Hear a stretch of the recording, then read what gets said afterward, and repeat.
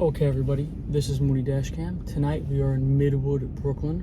We're going to be talking about the murder of Louis Tuzio, a 25-year-old Bonanno associate, who actually was one of the people that was involved in the murder of one of the most infamous mob fugitives that ever lived. But he didn't pull it off just right, so John Gotti called for him to be murdered. So, let's flip this around and get into it. Alright, the address that we're going to where this all went down is Avenue L and East 4th Street. This happened in 1990. Don't forget to follow me on Instagram at mooneydashcam. I post on there pretty much every single day. Any crime scene photos that can't go on YouTube, go onto the Instagram. There is a crime scene photo in this video. It'll be heavily censored in the video, but on Instagram, you'll be able to see it clearly.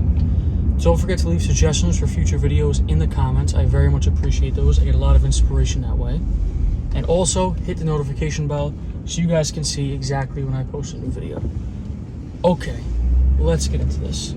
So, we got to give a little bit of a backstory so we can understand why this all happened. This all kicks off in 1989 when an undercover DEA agent, Everett Hatcher, 47 years old, a 17-year DEA veteran, was trying to build a case against a Bonanno captain and drug kingpin, Gerard Jerry Chili.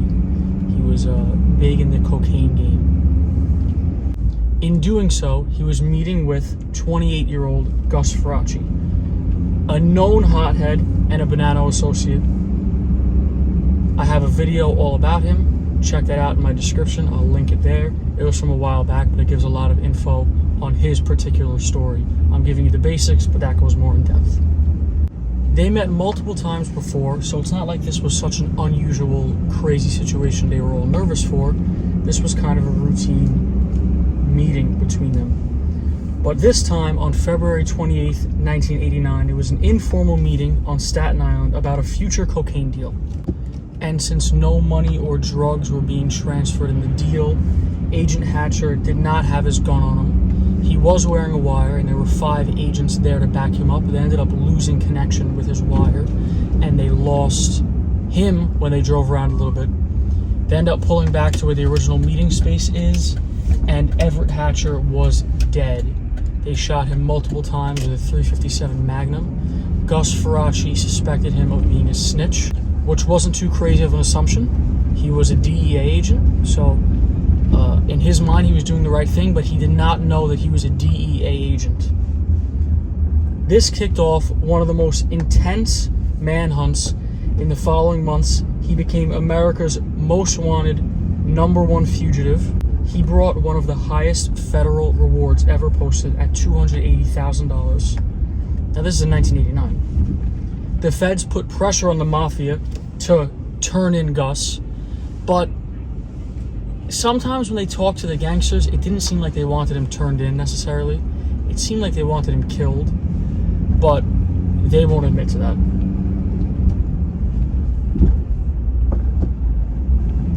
The way they put pressure was wherever there was a gangster or a social club, there was a uniformed officer in plain sight in the area also. So they were just harassing them, and they couldn't get anything done because there were always cops around. And who wants that? It's bad for business. Any type of heat like that's bad for business. The feds visited almost all high-ranking mobsters, including John Gotti. He was not very cooperative. He didn't want to do anything to help the feds. True gangster. People even said that John Gotti said something along the lines of, if you can't take the heat, you shouldn't be a gangster, or you shouldn't be a mobster, something along those lines, which I kind of understand what he was saying, because people were thinking about turning him in or having him killed, and he didn't want either of those things happening.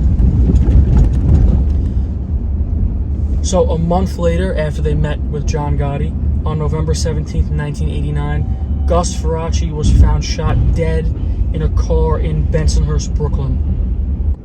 Found not far from the car was the driver, 24-year-old Joseph Joeboy Sclafani. He was actually shot out of his shoes. He had 3 bullet holes in his chest. he actually took out a .38 revolver and shot back at the van that was shooting at them. An ambulance got there like minutes after it happened. They were right in the area. It was like a weird coincidence. And before he blacked out, he said something along the lines of, "I was just trying to help out my friend," because he was actually harboring Farace as a fugitive for a little while. Bananos were the ones that ordered the murder of Gus Farace. No one is specifically named, but Joe Messino was the boss and Salvatore Vitali was the underboss at the time. And I'm sure this didn't happen without their permission or them at least knowing what was going on. Now, some say the hit took place to stop the heat, and then officials said that the Bananos were afraid of Gus getting arrested and flipping and cooperating, so they wanted him eliminated. I could see both, because the Bananos were very, very skeptical of anybody informing on them at that time. This was right after the whole Donnie Brasco situation, which we all know very well and have a video on that. I'll link that in the description also. Meanwhile, they're worried about these guys cooperating, and both of them ended up cooperating. That's a story for another time. The three people that carried out the hit were James Gallioni, Mario Gallo, and Louis Tuzio. Little did they know that the driver that was shot, Joe Sclafani, was the son of a Gambino soldier, Augustus Gus Boy Sclafani, and the nephew of Joe Butch Correo, a Gambino captain. So we're pulling up here to where this all went down. I'm going to back up down this block. There's not an exact spot, but we'll just do a quick up and down the street. Reverse here, because why not? Get out of everyone's way. I came here earlier, and I believe that bus that we just saw was broken down right in the middle of the street. I had to do a big U-turn, go down the other way. A little bit annoying, but nothing crazy.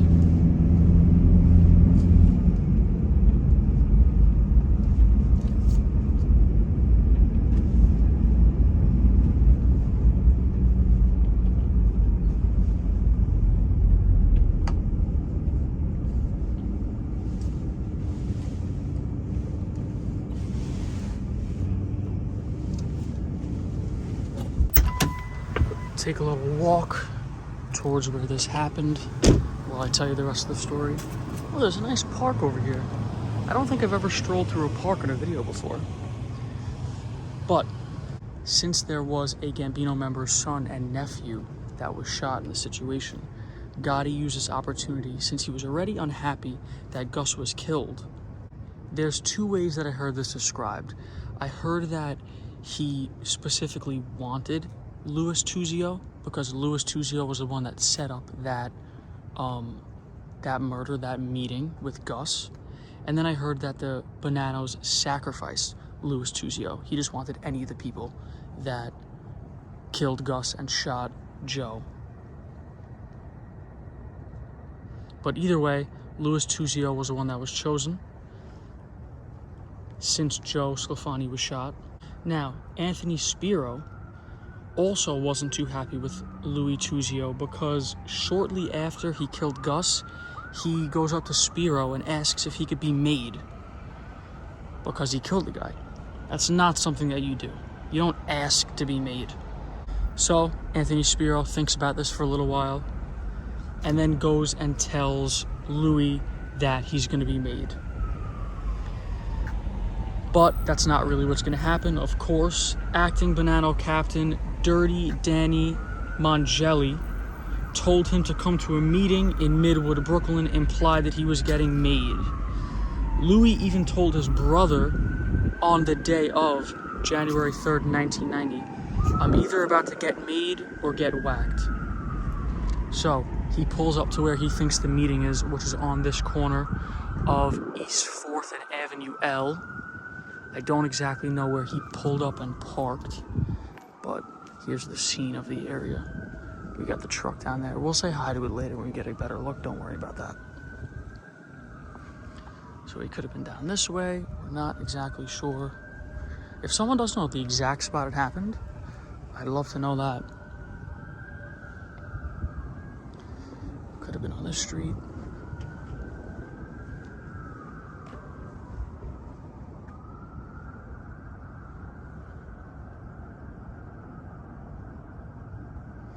So he pulls up here where he's told the meeting is. He pulls up in a stolen Camaro, parks, and he's hanging out in his car for a little bit. Maybe he's told to wait for someone, whatever the situation may be. He's then ran up on by his childhood friend, Dirty Danny Mangielli, and Banana Captain Little Robert Lino, and he's shot in the back of his head. I read a few different versions of this. I read that he was shot in the back of the head, and that was all. I read that he was riddled with bullets, and I read that he was shot 8 times. It doesn't look like he was shot too much in the head, because in the crime scene photo, you'll see that his head is intact, but you have to go over to Instagram to see the unblurred version, like I said earlier. At mooneydashcam is the Instagram. We'll put up the picture right now, the blurred picture, as if he was parked over there.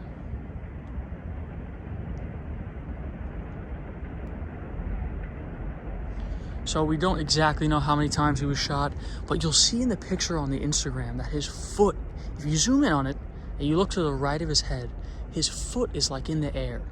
So I don't know how that ended up happening.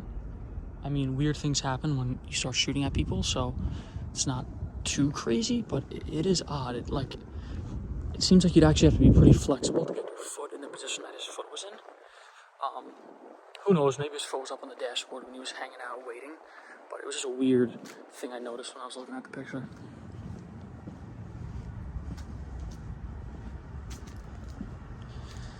And then the guy, Dirty Danny, oh my god, that cat.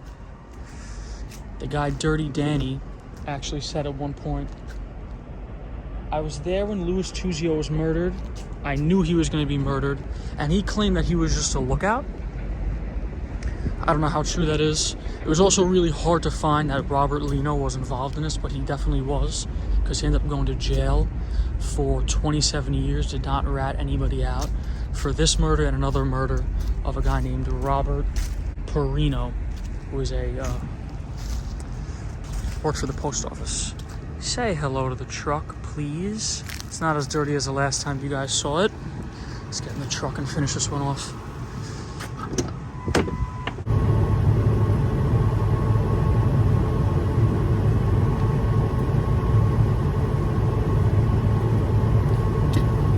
Are always staring at me. It's so fucking weird. April 16th, 2002, Anthony Spero was sentenced to life for this and many other things.